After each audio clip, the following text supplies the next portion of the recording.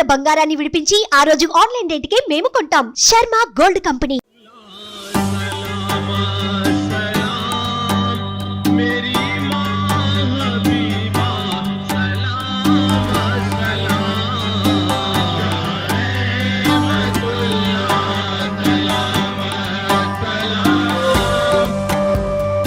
దర్గాకి వచ్చాం. సో లోపలికి వెళ్దాం. ఇది ఫస్ట్ గేట్ ఎంట్రీ.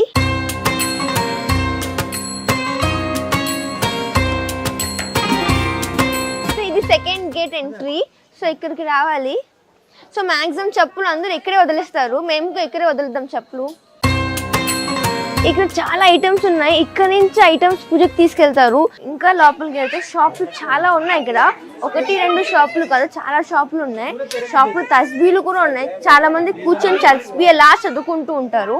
ఇది మస్జిద్, జెంట్స్ నమాజ్ మస్జిద్. ఇంకొంచెం ముందుకు వస్తే ఇదే మెయిన్ దర్గా. అంటే ఇక్కడ చిన్న చిన్న దర్గాలు ఉన్నాయి. మెయిన్ దర్గా అయితే ఇదే ఎంట్రన్స్ అన్నమాట. దర్గా ఎంట్రన్స్. ఇట్లా రౌండ్ తిరుగుదాం ఒకసారి. ఇక్కడ చాలా మంది చదువుకుంటున్నారు, ఇంకా నమాజ్ చేసుకుంటున్నారు. చాలా మంది ఇక్కడ తయ్యాత్లు కట్టారు, లాక్స్. వాళ్ళ ప్రాబ్లమ్ సాల్వ్ అవ్వాలని ఇక్కడ లాక్స్ వేస్తారు. ఒక్కసారి ప్రాబ్లమ్ సాల్వ్ అయిపోతే ఆ లాక్ ని కీ వేసి ఓపెన్ చేస్తారు.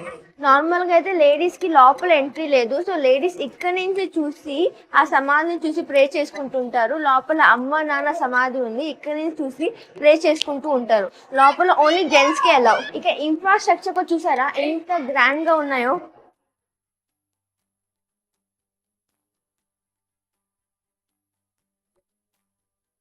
మేము ఒక పూజ సామాగ్రి తీసుకున్నాం కదా, అక్కడ వెళ్ళే ముందు ఫస్ట్ ఇక్కడ కొబ్బరికాయని కొట్టి అండ్ ఇక్కడ అగరబత్తిని వెలిగించి అప్పుడు లోపలికి వెళ్ళి వాళ్ళు ప్రేయర్స్ కి ఇస్తారు. అండ్ ఇక్కడ మీరు అబ్జర్వ్ చేస్తే కింద చాలా నంబర్స్ ఉన్నాయి, కనిపిస్తున్నాయా? ఇక్కడ 56, 58, 59, 60 ఈ నంబర్స్ ఎందుకు ఇస్తారు తెలుసా? ఇక్కడ స్లీపింగ్ పొజిషన్ కి నంబర్ ఇస్తారు. ఇక్కడ 3 days 3 nights పడుకుంటే వాళ్ళ ప్రాబ్లమ్స్ సాల్వ్ అయిపోతాయని వాళ్ళకి నమ్మకం. ఇక్కడ చూస్తే మనతో ఒక పర్సన్ ఉన్నారు. మీ పేరు? నా పేరు ముఖేష్ అండి. మీరు ఎక్కడి నుంచి? నిజామాబాద్, ఆలూరు. ఓకే, మీరు ఇక్కడ ఎందుకు వచ్చారు? మీ ప్రాబ్లం ఏంటి? చూడ్డానికి వచ్చారా లేకపోతే ఏంటి? చూడ్డానికి కాదు, మా బాబుకి ఆరోగ్యం బాగాలేదు. ఏం బాగాలేదు? 2 కిడ్నీలు, ఒక కిడ్నీ లేదు, ఒక కిడ్నీ సగమే పనిచేస్తుంది. మీకు ఎలా థాట్ వచ్చింది ఇక్కడ రావాలని? థాట్ అంటే ఇంతకుముందు మా వాళ్ళు వేరే వాళ్ళు అక్కడ ఉన్నారు ఆర్మూర్లో, వాళ్ళు కూడా వెళ్ళొచ్చారు. బ్రెయిన్కి సంబంధించి ఏదైనా సంబంధించి సాల్వ్ అయిందంటే ఇక్కడికి మేము వచ్చాం. మా బాబుకి కూడా సాల్వ్ అవుతుందని. కజిన్కు కళ వచ్చింది, బాబు బాగా అవుతాడు అని చెప్పిండు. కళ వచ్చింది. మీ కజిన్కి వచ్చింది, మాకు రాలే. అదే చూస్తున్నాం. వచ్చినాం దర్గా దగ్గరికి, అమ్మాజాన్ అబ్బాజాన్ దగ్గరికి. ఇక మీరు చూస్తే ఇక్కడ ఓల్డ్ మస్జిద్ అంటారు. ఇది కట్టించింది ఎవరు తెలుసా? ఇది కట్టించింది నానాజాన్. అప్పులో నానాజాన్ కట్టించింది. అండ్ ఈ మస్జిద్ లో ఆయనకు నమాజ్ చదివారు. ఈ మస్జిద్ చాలా ఓల్డ్ అయిపోయింది అండ్ దీంట్లో ఎక్కువ మంది సరిపోవట్లేదని కొత్త మస్జిద్ కూడా కనిపించారు. మీకు చూడండి, అది 2 floors. ఇది సింగిల్ ఫ్లోర్, అది 2 floors. ఇక్కడ కూడా ఫస్ట్ ఫ్లోర్, సెకండ్ ఫ్లోర్ ఒక మస్జిద్ చదువుతారు, నమాజ్ చదువుతూ ఉంటారు. ఇప్పుడు మేము మహల్ దగ్గర ఉన్నాం, లోపల వెళ్ళి చూద్దాం. ఈ మహల్ ఎవరిదో తెలుసా? హజరత్ అమ్మాజాన్ అబ్బాజాన్ది. అసలు ఇయర్లీ 1 time ఇక్కడ సొందలని ఫెస్టివల్ చాలా గ్రాండ్గా చేసుకుంటారు. ఎంత గ్రాండ్గా చేసుకుంటారంటే మొత్తం దర్గా వాళ్ళందరూ ఇన్వాల్వ్ అవుతారు. ఇక్కడే గంధం, సొందలు అంటే గంధం, ఆ గంధంని తీసుకొచ్చి ఇక్కడే పెట్టి ఇక్కడ నుంచి దర్గాకి ఇక్కడ పెట్టి దంచుతారు. ఇలా దంచుతారు. దంచిన తర్వాత ఇది తీసుకొని దర్గాకి సంబంధించిన వాళ్ళు, పెద్దవాళ్ళు, దర్గాకి రిలేటివ్స్ వాళ్ళు అందరూ, ఇంకా ఇక్కడ తెలుసా ఓన్లీ దర్గాకి సంబంధించిన వాళ్ళే కాదు, lakhs of people చాలా మంది వస్తారు. ఇక్కడ నుంచి ఇలా ప్లేట్లో దర్గా వరకు వెళ్తారు. సో ఫైనల్లీ ఆ వే నుంచి ఇక్కడికి వచ్చేసాము. ఇక్కడ చూస్తే మీకు ఇక్కడ ఇల్లు కనిపిస్తుందా? ఇది సత్రం. అండ్ ఇక్కడ ఇందాక ఇంటర్వ్యూలో బావి అన్నారు కదా, హజరత్ అబ్బాజాన్ కట్టించిన బావి అని. ఆ బావి అదే కనిపిస్తుందా మీకు బావి? ఈ నెట్ వెనకాల ఉందే బావి. చూద్దాం రండి. కోనేరు అంటారు దీన్ని. చాలా కిందకు ఉన్నాయి నీళ్లు. ఎంత డీప్గా ఉంది చూసారా, చాలా డెప్త్గా ఉంది. నవాబ్ సజ్జాదే నషీన్ జువద్ బాషా దగ్గర వచ్చాను. అస్సలాము అలైకుం. వాలేకుం సలాం వరహమతుల్లాహి. అసలు ఆ దర్గా దగ్గర ఎంత తెలుసుకున్నా కూడా, చూస్తున్నా కూడా, దాని గురించి వింటున్నా కూడా ఇంకా తెలుసుకోవాలి అనిపిస్తుంది. దీని గురించి హిస్టరీ ఏముంది, అసలు దర్గా గురించి ఎలా స్టార్ట్ అయింది, ఎలా ఉంది అని? ఆంధ్రప్రదేశ్ రాష్ట్రము నెల్లూరు జిల్లా ఏఎస్పేట మండలం గ్రామంలో వెలిసి ఉన్న శ్రీ శ్రీ హజరత్ సయ్యద్ ఖాజా రహమతుల్లా నాయబ్ రసూల్ వ హజరత సయ్యద హబీబునిసా అమ్మజాన్ స్వాముల వలి దర్గా పేరు ఇదంతా. ఈ దర్గా పేరు. ఇక్కడ వచ్చేసి ఈ రహమతాబాద్ దర్గా అని మా ముస్లిమ్స్ అందరూ ఇక్కడ అది కోరుకుంటూ ఉంటారు. ఇక్కడ లోకల్గా అయితే ఏఎస్పేట దర్గా అని మా ఆంధ్రప్రదేశ్ రాష్ట్రంలో చాలా ఫేమస్గా ఉంది. ఓకే. ఈ దర్గా హిస్టరీ ఏముందంటే ఇక్కడ 2 సమాధులు ఉన్నాయి దర్గా లోపల. ఒకటి వచ్చేసి హజరత్ నాయనది, ఖాజా నాయబ్ రసూల్ ఒక సమాధి ఉంది. ఇంకో సమాధి వచ్చేసి హజరత్ సయ్యద హబీబునిసా అమ్మజాన్ అని పిలుస్తారు అమ్మని. వాళ్ళిద్దరు భార్యాభర్తలు అనమాట. సో బేసికల్లీ హజరత్ నాయన ఏంటంటే, హజరత్ నాయన వాళ్ళ ఫాదర్ వచ్చేసి ఇరాన్ నుంచి ఇండియాకి వస్తారనమాట 300 years బ్యాక్. అక్కడ వాళ్ళ బెల్గాం కర్ణాటకలో వాళ్ళ ఫాదరు అక్కడ ఉండి, ఇక్కడ ఒక మసీద్కి ఇమాం లాగా ఉండి, అక్కడే ఒక లేడీతో అక్కడే వివాహం చేసుకుంటారు వాళ్ళ ఫాదరు. అక్కడ నాయబ్ రసూల్ గారు అక్కడ జన్మిస్తారు బెల్గాం కర్ణాటకలో. దాని తర్వాత చిన్నప్పటి ఏంటంటే హజరత్ నాయన గారి అమ్మ వాళ్ళు చనిపోతారనమాట. దాని తర్వాత హజరత్ నాయన ఏం చేస్తారంటే నా ఫాదర్ గారి దగ్గర పర్మిషన్ తీసుకుని బెల్గాం నుంచి కర్నూలుకి వస్తారనమాట. అప్పుడు కర్నూలులో నాయబ్ రసూల్ గారి అక్కడ ఆంట్ ఉండేది అప్పుడు. దాని తర్వాత చిన్నప్పుడు మొత్తం కర్నూలులోనే ఉండి అక్కడ ఖురాను, హదీసు, సూఫిజం గురించి, ఈ ఇస్లాం మతం గురించి అంతా నేర్చుకున్న తర్వాత నవాబ్ గారి దగ్గర హజరత్ నాయన ఒక శాలరీ బేస్ మీద అక్కడ పనిచేస్తూ ఉంటారు కర్నూలులో. దాని తర్వాత హజరత్ నాయన నెమ్మదిగా అతని శిష్యుడు ఎవరైతే ఉన్నారో ఆయన పేరు వచ్చి ఖాజా అల్వి బురుం రహమతుల్లా అలీ, గురువు గారు, హజరత్ నాయన గురువు గారు. ఆయన దగ్గర మళ్ళీ బీజాపూర్ కర్ణాటక పోయి, కర్ణాటకలో బీజాపూర్లో అల్వి బురుం రహమతుల్లా అలీతో కలిసి అక్కడ 1 సంవత్సరం 2 సంవత్సరం ఆయన దగ్గర ఉండి, ఇంకా ఈ ఇస్లాం గురించి, ఖురాన్ గురించి, హదీస్ గురించి ఇంకా అంతా ప్రాక్టీస్ నాలెడ్జ్ అంతా గెయిన్ చేసుకున్న తర్వాత ఈ మురీది సిల్సిలా, పీర్ మురీది అని చెప్తాం కదా, అంటే గురువు శిశు అలాగా ఏంటంటే ఈ ఏదైతే మా సిల్సిలా ఉందో ఖాదిరియా, నక్షబందియా, సోహరేవర్దియా, చిష్టియా, ఈ 4 సిల్సిలాల్లో హజరత్ నాయన ఏంటంటే ఒక మురీద్ అయిపోతారు, శిష్యుడు అయిపోతాడు గురువు గారికి. దాని తర్వాత మళ్ళీ కర్నూలుకి వచ్చేసి, అప్పుడు కర్నూలులో ఒక 300 years అగో ఏమవుతుందంటే మొత్తం ఏంటంటే 7 years నుంచి ఒక వర్షం కూడా కురవలేదు ఇక్కడ కర్నూలులో. అప్పుడు జనం కరువు కాలం వచ్చింది. అప్పుడు జనం చాలా ఇబ్బంది పడ్డారు. అప్పుడు ఈ కొంతమంది ఈ జంతువులు అయితే చనిపోయారనమాట. అప్పుడు ఏంటంటే నవాబ్ గారు ఏం చేశారంటే, ఈ ఇస్లాం గురువు ఎవరెవరు ఉన్నారో, ఎవరైతే భవిష్యత్తు గురించి చెప్తారో వాళ్ళందరినీ అతని దర్బార్లో, అతని ప్యాలెస్లో పిలిచి, ఎందుకు 7 సంవత్సరాల నుంచి మాకు వర్షం పడటం లేదు, ఏమైపోయింది, కర్నూలు నగరానికి ఏమైంది, ఎందుకు వర్షం పడటం లేదని వాళ్ళకి చెప్పారు. మీరు మీ నాలెడ్జ్ని అంతా చేసుకొని నాకు చెప్పండి. నవాబ్ గారు ఏం చేశారంటే, నమాజ్ ఇస్తిస్కా అంటే మా ఇస్లాంలో ఒక నమాజ్ ఉంది, ఆ నమాజ్ చదివితే తప్పకుండా వర్షం కురుస్తుంది. ఆ నమాజు కూడా చదివించారు. దాని తర్వాత చాలా మందితో, చాలా ఫకీర్లతో ప్రార్థనలు చేయండి అని చెప్పారు. అయినా కూడా ఏంటంటే అప్పుడు వర్షం కురవలేదు. దాని తర్వాత ఆ ఇస్లాం ఎవరైతే మత గురువులు ఉన్నారో వాళ్ళందరినీ పిలిచి చెప్తారు. ఆ మత గురువులో అంతా చూస్తారనమాట. అందులో ఒక అల్లా ఫకీర్ ఉండేవారు. ఆయన కర్నూలు నవాబ్కి చెప్తారు, మీ సామ్రాజ్యంలో ఒక సైనికుడు ఉన్నారు, ఆ సైనికుడికి మీరు పోయి చెప్పండి, ప్రార్థన అల్లా దర్బార్లో ప్రార్థన చేయమని చెప్పండి, తప్పకుండా వర్షం కురుస్తుంది అని ఆ అల్లా ఫకీరు నవాబ్ గారికి చెప్తారనమాట. దాని తర్వాత నవాబ్ గారు చెప్తారు, నా సామ్రాజ్యంలో చాలా మంది సైనికులు ఉన్నారు, నేను ఆ ఫలానా వ్యక్తిని నేను ఎలా ఐడెంటిఫై చేయాలా? నా సామ్రాజ్యంలో 1000 ఉన్నారు సైనికులు, అతన్ని నేను ఎలా ఐడెంటిఫై చేయాలా అని చెప్తారనమాట. దాని తర్వాత వచ్చేసి ఆ అల్లా ఫకీర్ ఏం చెప్తారంటే, మీరు ఒక పని చేయండి, దొంగలించిన గ్రాస్ తీసుకోండి, ఆ గ్రాస్ తీసుకొని మీ సామ్రాజ్యంలో ఎంతమంది సైనికులు ఉన్నారో వాళ్ళ గుర్రాలు ఉంటాయి కదా. అప్పట్లో ఏంటంటే ప్రతి ఒక్క సైనికుడికి ఒక గుర్రం ఉంటుంది అనమాట. మీరు దొంగలించిన ఆ గ్రాసు ఆ గుర్రానికి వేయండి. ఏ గుర్రం అయితే ఆ దొంగలించిన గ్రాస్ తినదో ఆ గుర్రాన్ని మాలిక్ ఎవరైతే ఉంటారో, ఓనర్ ఎవరైతే ఉన్నారో ఆ ఓనర్కి చెప్పండి, ఆ సైనికుడికి చెప్పండి, అల్లా దర్బార్ దగ్గర ప్రార్థన చేయమని చెప్పండి అని చెప్తారనమాట. దాని తర్వాత ఆ ఫకీర్ చెప్పిన వెంటనే నవాబ్ గారు ఏం చేస్తారంటే మొత్తం సైనికుల్ని అతని దర్బార్లో, అతని ప్యాలెస్లో పిలిచి ఆ గుర్రాలన్నీ ఇక్కడ పెట్టి దాని తర్వాత దొంగిలించిన గ్రాస్ ఇస్తారనమాట. వేసిన తర్వాత ప్రతి ఒక్క హార్స్ ఏం చేస్తారంటే, గుర్రం ఏంటంటే తింటా వెళ్ళిపోతా ఉండే అనమాట. ఎప్పుడైతే నాయబ్ రసూల్ గారి హార్స్ ఆ దొంగలించిన గ్రాస్ని చూస్తుందో ఆ వెంటనే మొహం తిప్పుకుంటుంది. వెంటనే మొహం తిప్పుకుంటుంది.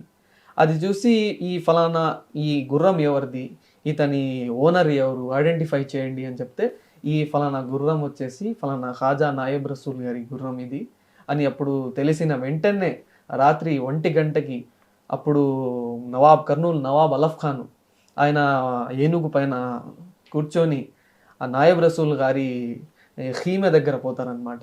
అప్పట్లో ఏంటంటే ఎంతమంది సైనికులు ఉన్నారో వాళ్ళకి హౌస్ క్వార్టర్స్ కూడా అప్పుడు వాళ్ళు అరేంజ్ చేస్తారనమాట. ఎవరైతే రాజుగారు ఉంటారో ఎంతమంది సైనికులు ఉన్నారో వాళ్ళందరికీ హౌసెస్ మొత్తం అలాట్ చేస్తారనమాట.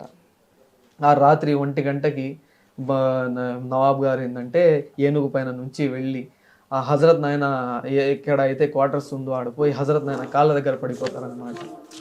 పడిపోయి, స్వామి మీరు ఇంకా ప్రజల్ని కాపాడండి, మీరు దువా చేస్తే తప్పకుండా వర్షం అవుద్ది అంటే అప్పుడు హజరత్ నాయన చెప్తారు, నేనేం చేయగలను, నేను ఒక అల్లా ఫకీర్ని, మీ దగ్గర నేను పనిచేస్తున్నాను, నేనేం చేయాలా, మీరే అంత చేయాలా, మీరే నవాబ్ గారి ఉండి నేనేం చేయాలా అని చెప్తారు. అప్పుడు నవాబ్ గారు ఏం చెప్తారంటే, లేదు మీరు తప్పకుండా అల్లా దగ్గర ప్రార్థన చేస్తే తప్పకుండా వర్షం అవుద్ది అని చెప్తారు. దాని తర్వాత హజరత్ నాయన వెంటనే తన 2 చేతులు పైకి ఎత్తి పైన స్కైకి ఎప్పుడైతే చూస్తారో వెంటనే వర్షం కురుస్తుంది అన్నమాట కర్నూలు నగరంలో. ఇది చాలా మిరాకిల్. ఇది హజరత్ నాయన గారి మొట్టమొదటి మహిమ అక్కడ కర్నూలులో. ఆ కర్నూలులో మహిమ అయిపోయిన వెంటనే హజరత్ నాయన ఉదయగిరికి వస్తారనమాట. ఇక్కడ నుంచి ఉదయగిరి 60 కిలోమీటర్లు. ఇక్కడ వచ్చిన తర్వాత ఇక్కడ అప్పటి ఉదయగిరి నవాబు అబ్దుల్ ఖాదర్ ఖాన్ గారు ఇప్పుడు ఇక్కడ నవాబు ఉండారనమాట. అక్కడ హజరత్ నాయన ఇక్కడ వచ్చిన తర్వాత ఈ ఉదయగిరి నవాబ్ కూడా హజరత్ నాయనకి శిష్యుడు అయిపోయాడు అనమాట. శిష్యుడు అయిపోయిన తర్వాత హజరత్ నాయనకి నేను నా తరపున మీకు 10 ఊర్లు ఇస్తానండి, ఈ 10 ఊర్లో మీరు మీ ఈ ప్రాపర్టీ అంతా మీరు అంతా హెల్డ్ చేయండి అని చెప్తారనమాట. అప్పటికి హజరత్ నాయన ఏంటంటే, నాకు మీ ఇచ్చే 10 ఊళ్ళు నాకు వద్దు, నేను ఆ 10 ఊళ్ళు మీరు ఇచ్చే అది నేను లేకుండా నేను మీ దగ్గర కొనుక్కుంటానని చెప్పారు హజరత్ నాయన. దాని తర్వాత ఈ 10 ఊళ్ళు ఒక నామినల్ ప్రైస్కి హజరత్ నాయన కొనుక్కుంటారు. ఆ 10 ఊరుల్లో ఇది ఒక ఏఎస్పేట ఊరు. ఇక్కడ ఏంటంటే హజరత్ నాయన ఇక్కడ మసీదు కట్టించారు. దాని తర్వాత ఇక్కడ పెద్ద బావి ఉంది. ఇక్కడ హజరత్ నాయన బావి కూడా హజరత్ నాయనే కట్టించారు. అమ్మగారి హిస్టరీ ఏంటంటే హబీబున్నిసా అమ్మజాన్ అని చెప్తాము. మామూలుగా అమ్మజా ఆమె పేరు హజరత సయ్యదా హబీబున్నిసా. ఆమెని ఇక్కడ వచ్చే యాత్రికులు, ఇక్కడ వచ్చే భక్తులు అందరూ అమ్మాజాన్ అమ్మాజాన్ అమ్మాజాన్ అని పిలుస్తారు. ఆ అలా ఎందుకు పిలుస్తున్నారు, దానికి కారణం ఏంటి అని మీరు ఒకవేళ నాకు అడిగితే నేను ఇదే చెప్తాను. అమ్మ అంటే ఒక అమ్మ లాంటిది. ఒకప్పుడు హజరత్ నాయన అమ్మాజాన్కి పిల్లలు లేరు. అమ్మగారు ఏంటంటే హజరత్ నాయనకి అడుగుతారు, ఏమండి మాకు పిల్లలు లేరు కదా, మాకు పిల్లలు ఉంటే చాలా మంచిది, మాకు ఎవ్వరూ లేరు, చాలా మందికి అంటే ప్రతి ఒక్క కపుల్కి కంపల్సరీ చిల్డ్రన్ అనేది ఒక లాస్ట్ హోప్ కదా, మాకు ఎవ్వరు లేరని నాయనగారికి అడుగుతారు. దానికి నాయనగారు సమాధానం ఏం చెప్తారు తెలుసా? నాయనగారు చెప్తారు, హబీబున్నిసా నువ్వు ఏం బాధపడబాకు, నువ్వు ఎప్పుడు దాకా ఈ ఖయామత్ అంటే లాస్ట్ డే ఆఫ్ జడ్జిమెంట్ అని చెప్తాం కదా, ఖయామత్ వచ్చిన దాకా ప్రతి ఒక్కరు నీకు అమ్మాజాన్ అమ్మాజాన్ అని పిలుస్తారు హబీబున్నిసా అని చెప్తారనమాట. ఆ స్వామివారి సేయింగ్స్ తర్వాత అందుకోసం ప్రతి ఒక్కరు ఎవరైతే దర్గాకి వస్తారో అమ్మజాన్ అని పిలుస్తారు. ఇక్కడ దర్గా అంటే మ్యాక్సిమం ముస్లిమ్సే ఉంటారు కదా, కానీ ఈ దర్గాలో ముస్లిమ్స్లే కాదు, హిందువులు కూడా ఉన్నారు, ఇంకా వేరే రిలీజియస్ కూడా ఉన్నారు. అసలు ఏంటి కమ్యూనల్ హార్మోనీ ఇక్కడ ఎందుకు అసలు? మా నెల్లూరు జిల్లాలో మత సామరస్యానికి ప్రత్యేక ఏంటంటే ఈ ఏస్పేట దర్గా. ఓకే. ఇక్కడ ఏంటంటే ముస్లిమ్సే కాదు, ఇక్కడ హిందూస్, క్రిస్టియన్స్, వేరే అందరూ ఏంటంటే అమ్మగారి దగ్గర నాయనగారి దగ్గర వచ్చి బ్లెస్సింగ్స్ తీసుకొని వాళ్ళ కోరికలు నెరవేరుతాయి. ఎందుకంటే అసలు ఇక్కడ తిరుగుతుంటే ముస్లిమ్స్ చూసాను, కొంతమంది బొట్టులు కూడా పెట్టుకున్నారు. నేను ఏంటి బొట్టులు పెట్టుకున్నారు, మన ముస్లిమ్స్ కాదని చూస్తే వాళ్ళు హిందూస్. అసలు అంటే నార్మల్స్ గా టెంపుల్స్ లో ఓన్లీ హిందూసే ఉంటారు, అంటే ఏ రిలీజియస్ కి అవే ఉంటారు, కానీ ఈ దర్గాలో అన్ని రిలీజియస్ కవర్ అయిపోతుంది.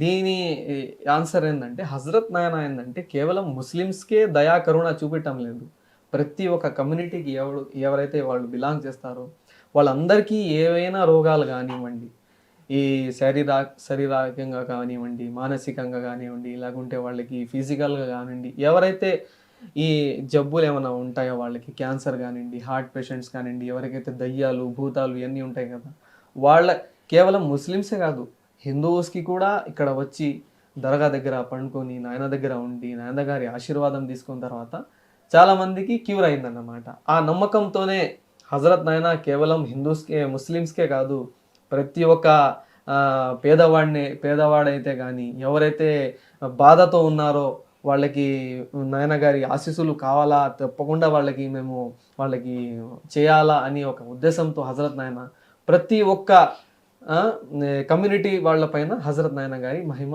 మరియు ఆయన దువా, ఆయన ప్రార్థన ఉందన్నమాట. ఇక్కడికి వచ్చే పేషెంట్ ట్రీట్మెంట్ ఎలా అవుతుంది? మీరు చెప్పారు కదా మానసిక రోగులు వాళ్ళు వస్తారు, మైండ్ సెట్ బాగాలేని వాళ్ళు వస్తారు, ట్రీట్మెంట్ ఎలా చేస్తారు? ఇక్కడ వచ్చిన తర్వాత ఈ దర్గా పైన మేము ఆల్రెడీ టోకన్ సిస్టమ్ ఏర్పాటు చేసామన్నమాట. చూసాను 31, 32 వాళ్ళ దాంట్లో సెక్షన్స్ ఉంటాయి అన్నమాట, 4 సెక్షన్స్ ABCD అని. వాళ్ళు ఇక్కడ వచ్చిన తర్వాత మేము సాయంత్రము 5 గంటలకి ఈ నంబర్స్ డిస్ట్రిబ్యూషన్ చేస్తాం అన్నమాట. అంటే మోస్ట్లీ ఏంటంటే నాయనగారి మహిమ ఏంటంటే ఈ దర్గా పైన ఒకసారి నిద్ర చేస్తే వాళ్ళ స్వప్నంలో తప్పకుండా హజరత్ నాయన వచ్చి వాళ్ళకి ఆపరేషన్ చేస్తారనమాట. ఎవరికైతే హార్ట్ ప్రాబ్లం ఉందో వాళ్ళకి ఓపెన్ హార్ట్ సర్జరీ చేస్తారు, ఎవరికైతే కిడ్నీ బాగాలేదో కిడ్నీ వాళ్ళకి ట్రీట్మెంట్ చేస్తారు, ఎవరికైతే దయ్యాలు ఇవన్నీ ఉంటాయో వాళ్ళకి దయ్యాలన్నీ వెళ్ళిపోతాయి. ఇలాంటి వాళ్ళు ఉద్దేశం పెట్టుకొని మేము బాగా అయిపోతాము, హజరత్ నాయన దగ్గర వచ్చిన తర్వాత బాగా అయిపోతామని వాళ్ళు ఒక నమ్మకం పెట్టుకొని అంత దూరం నుంచి వచ్చి దర్గా పైన పండుకుంటారని వాళ్ళకి నమ్మకం అన్నమాట. ఇక్కడ వచ్చినప్పుడు ఏంటంటే చాలా మంది ఇక్కడ వస్తారు, లక్షల్లో వేయల్లో వస్తారు. ఇప్పుడు వాళ్ళు అందరూ మేము పండుకోవాలని వాళ్ళు కొట్టుకుంటారు. అలాంటి ఏమీ సంఘటనలు జరగకుండా మేమేం చేసామంటే రోజుకి ఒక 1200 to 2000 టోకన్స్ మేము డిస్ట్రిబ్యూట్ చేస్తాం అనమాట, ఫ్రీ టోకన్స్. ఆ 4 గంటలకి సాయంత్రం అసర్ నమాజ్కి అప్పుడు వాళ్ళు వచ్చి నైల్లో నిలబడి ఎంతమంది ఉన్నారో అంతమందికి టోకన్ ఇస్తాం అనమాట. ఆ టోకన్ పైన వాళ్ళు సాయంత్రం నమాజ్ 9 గంటలకి సలాం అయిపోద్ది దర్గాలో. ఆ ప్రేయర్ అప్పుడు చాలా మంది వచ్చి ఆ ప్రేయర్లో అటెండ్ అవుతారు అనమాట. ఆ ప్రేయర్ అయిపోయిన తర్వాత వాళ్ళ నంబర్ల పైన వాళ్ళు పండుకుంటారు. ఆ పండుకున్న తర్వాత హజరత్ నాయన వాళ్ళ స్వప్నంలో వచ్చి వాళ్ళందరినీ ఏంటంటే ఎవరైతే బాధగా ఉన్నారో వాళ్ళందరికీ ఆయన మహిమ ద్వారా అందరికీ షిఫా ఇస్తారనమాట. ఇక్కడ వచ్చే పర్సన్స్ కి దయ్యాలు కూడా పడతాయా? పడతాయండి. వాళ్ళకి ట్రీట్మెంట్ ఎలా అవుతుంది? వాళ్ళకి సేమ్ ట్రీట్మెంట్. దయ్యాలంటే ఇక్కడ వచ్చి దయ్యాలు పట్టరు, వాళ్ళు ఎక్కడెక్కడో పట్టి వాళ్ళు ఇక్కడ వస్తారు. అంటే అక్కడి నుంచి పట్టి వస్తే ఎలా పోగొట్టేస్తారు? ఇక్కడ వచ్చిన తర్వాత వాళ్ళకి హాజరీ వచ్చేస్తుంది. ఎవరికైతే దయ్యాలు ఉందో లోపల వాళ్ళకి ఏంటంటే ఇక్కడ వచ్చిన తర్వాత హాజరీ వస్తుంది. ఆ హాజరీలో మళ్ళీ దానికి క్వశ్చన్స్ చేస్తారు, ఎక్కడి నుంచి వచ్చావు, ఎందుకు వచ్చావు, ఈమె ఆ దయ్యం విష్ ని ఫుల్ఫిల్ చేసి పంపించేస్తారా? ఆ దయ్యాన్ని తీసేస్తారు. ఆ దయ్యాన్ని ఆమె బాడీ నుంచి తీసేస్తాం. తీసిన తర్వాత ఆమె చంపేసి దాని తర్వాత వాళ్ళు ఏంటంటే ఇక్కడ వాళ్ళ కోరిక ఏమైనా ఉంటే అన్నదానం ఏమైనా దయ్యాన్ని ఎవరికైతే దయ్యం పడుతుందో ఆబ్వియస్లీ ఏంటంటే వాళ్ళు దర్గాలకి పోయి అంతా ఏంటంటే ఇక్కడ వచ్చిన తర్వాత క్వశ్చన్ అండ్ ఆన్సర్ కూడా జరుగుద్ది. మళ్ళీ ఎక్కడి నుంచి వచ్చావు, ఏంది వచ్చావు, ఎలా వచ్చావు, ఏంది అంత ఎందుకు ఇతని దగ్గరే ఎందుకు వచ్చావు, ఎంతమంది ఇది ఏంది అంటే, లేదు ఇతను నాకు ద్రోహం చేశాడు, ఇతను నాకు ఇది చేశాడు అది చేశాడు అని ఇప్పుడు క్వశ్చన్ ఆన్సర్ కూడా జరుగుద్ది. నాకు టైం ఇవ్వండి, నేను 10 daysలో వెళ్ళిపోతాను, నేను 15 daysలో వెళ్ళిపోతానని రిక్వెస్ట్ చేస్తా ఉంటాడు. మీరు రిక్వెస్ట్ని యాక్సెప్ట్ చేస్తారా? క్వశ్చన్స్ వచ్చేసి మాతో చేయరు, ఓకే డైరెక్ట్ లోపల ఉన్న సమాధులు ఉన్నాయి కదా, అమ్మా నాయనతో క్వశ్చన్స్ చేస్తా ఉంటారు ఓకే వాళ్ళు. ఓకే అమ్మా నాయనతో హజరత్ నాయన అమ్మాజాన్తో క్వశ్చన్ డైరెక్ట్ వాళ్ళు మాట్లాడుకుంటారు. ఓకే దాని తర్వాత ఒక 1 week 3 daysలో అంతా వాళ్ళు క్యూర్ అయిపోయిన తర్వాత దర్గాలో పూల చాదలు ఎక్కించి ప్రత్యేక ప్రార్థనలు చేయించి ఇక్కడ వచ్చే యాత్రికులకి అన్నదానం చేసి అన్ని కోరికలు నెరవేర్చిన తర్వాత వాళ్ళు వాళ్ళ స్థలాలకి వెళ్ళిపోతారు అన్నమాట. ఓకే మరి పేదవాళ్ళు వాళ్ళ దగ్గర అంత డబ్బులు ఉండవు కదా, పేదవాళ్ళు ఎవరైతే ఇక్కడ వస్తారో, ఇక్కడ వచ్చిన తర్వాత వాళ్ళకి షెల్టర్స్ ఉన్నాయన్నమాట. వాళ్ళు ఏంటంటే ఆ షెల్టర్స్లో ఉండవచ్చు. మరి ఇక్కడ దర్గా తరపు నుంచి మేము ప్రతిరోజు మేము వాళ్ళకి అన్నదానం కార్యక్రమం ఉంటుంది. డైలీ ఒక 500 to 600 people అన్నదానం ఇక్కడ జరుగుతుంది మా దర్గా తరపు నుంచి. వాళ్ళు ఆ అన్నదానంలో వాళ్ళు తింటారు. మరి ఏంటంటే హజరత్ నాయన తీర్థం ఉంటుంది, అది దమ్కా పానీ అంటాం మేము. డైలీ మేము ఆ దర్గా తరపు నుంచి మేము ఒక 100 liters ఆఫ్ వాటర్స్ ఏంటంటే దర్గా లోపల పెట్టి ప్రార్థనలు అన్నీ చేసి మార్నింగ్ ఫజర్ నమాజ్కి అన్ని వాటర్స్ అన్ని మేము డిస్ట్రిబ్యూట్ చేస్తాం అన్నమాట. అది తాగిన తర్వాత వాళ్ళకి క్యూర్ కూడా అవుద్ది. కొంతమంది ఆ నీళ్లు తీసుకొచ్చి వాళ్ళ ఐస్ లో కూడా వేసుకుంటారు వాళ్ళు. మాక్సిమం ఎన్ని రోజుల్లో క్యూర్ అయిపోతుంది? మామూలుగా అయితే ఎవరైతే ఇక్కడ వస్తారో వాళ్ళు 3 days నియత్ పెట్టుకొని వాళ్ళు ఇక్కడ ఉద్దేశంతో ఇక్కడ వస్తారు. ఇక్కడ వచ్చిన తర్వాత హజరత్ నైనా ఒకవేళ వాళ్ళ కళలో వచ్చి మీరు ఒక 10 days ఉండాలా, మీ ట్రీట్మెంట్ అయిపోయింది మీరు వెళ్ళిపోవచ్చు, మీరు 5 days ఉండాలని వాళ్ళే మాట్లాడతారు వాళ్ళ కళలో వచ్చి. దాని తర్వాత వాళ్ళు దాని అకార్డింగ్ ఏంటంటే వాళ్ళు ప్లాన్స్ అన్ని చేసుకుంటా ఉంటారు అనమాట. విన్నారు కదా ఎంత ఇంట్రెస్టింగ్ ఉందో, ఇంకా తెలుసుకోవాలనిపిస్తుంది కదా. అసలు దర్గా గురించి ఎంత వింటున్నా ఇంకా వినాలనిపిస్తుంది కదా. ఇలాంటి స్టోరీస్ చాలా ఉన్నాయి, ఇలాంటి విషయాలు ఇంకా చాలా ఉన్నాయి. మాకు బేసిక్ చెప్పారు కదా మీరు, ఇంకా తెలుసుకుంటే అసలు చాలా రోజులు అలా అయిపోతాయి అన్నమాట. సుమన్ టీవీలో మీ పర్సనల్ అండ్ బిజినెస్ ప్రమోషన్స్ కోసం కింది నెంబర్కి కాంటాక్ట్ చేయండి.